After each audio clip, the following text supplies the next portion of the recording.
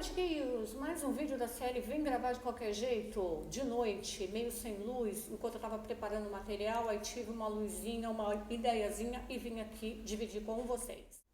Antes, dá um me gusta aqui nesse vídeo, se você não me segue ainda, clica aí para me seguir, ativa o sininho aí para você saber toda vez que eu subir um vídeo também e correr aqui para aprender espanhol, ok? Vamos lá para as dicas. Eu queria comentar com vocês 4 errinhos que os brasileiros cometem muito.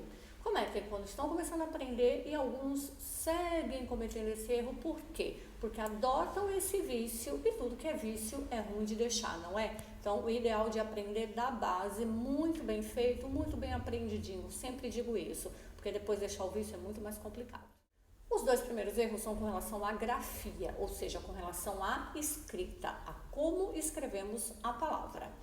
Primeiro, não existem palavras com SS em espanhol, somente com S. Existe com RR, como existe em português, mas SS nunca, tá bom? Você vai encontrar palavras em espanhol com um S ou com Z. Se cedilha também, não preciso nem comentar que não existe, né? Esse erro é muito difícil de ver em espanhol porque realmente não existe. Então, você não vai cometer esse erro, porque você nunca vai ver isso e porque é uma letra completamente diferente. Segundo erro de grafia, palavras em espanhol não terminam com a letra M, terminam com a letra N. Nunca, never. Se você encontrar alguma palavra dessa, é porque ela tem uma origem latina, ela não está em espanhol. Então, não tem palavra que termina com M.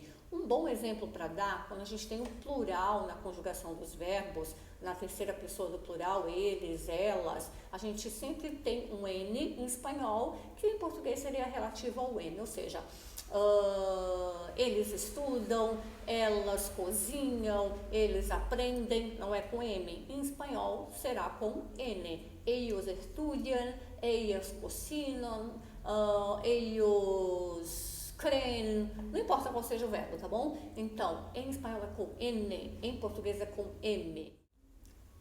Terceiro erro que o brasileiro comete. Vou falar de forma geral, não vou me aprofundar, porque existem vários detalhes, porque agora a gente vai falar de estrutura, tá?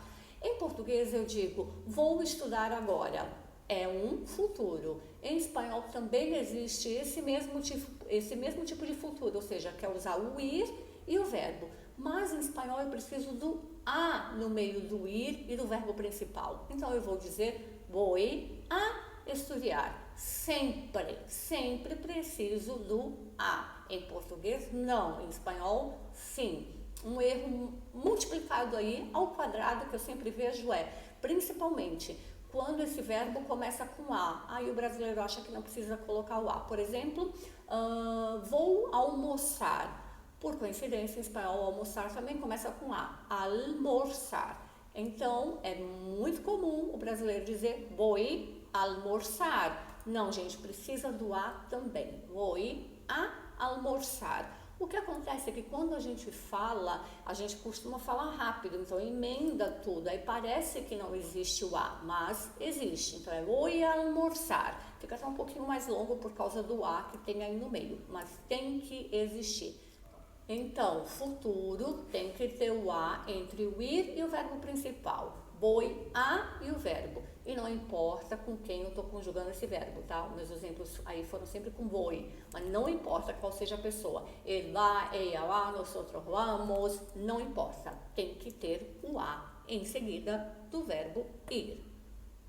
Outro errinho, o famoso verbo gostar. Em português, o verbo gostar vem seguido da preposição de. Quem gosta, já até aprendeu assim na escola, né? Quem gosta, gosta de alguma coisa. Então, eu gosto de estudar. Em espanhol, não existe o de, nunca. Então, eu não posso dizer gostar de. Não, primeiro erro. Outra coisa é que eu não uso a pessoa, o pronome do caso reto antes. Eu gusto. Não, eu tenho que usar outro tipo de pronome. Então, memorize aí que você vai ter que usar o me, te, le, se, nos. Me gusta, nos gusta, te gusta.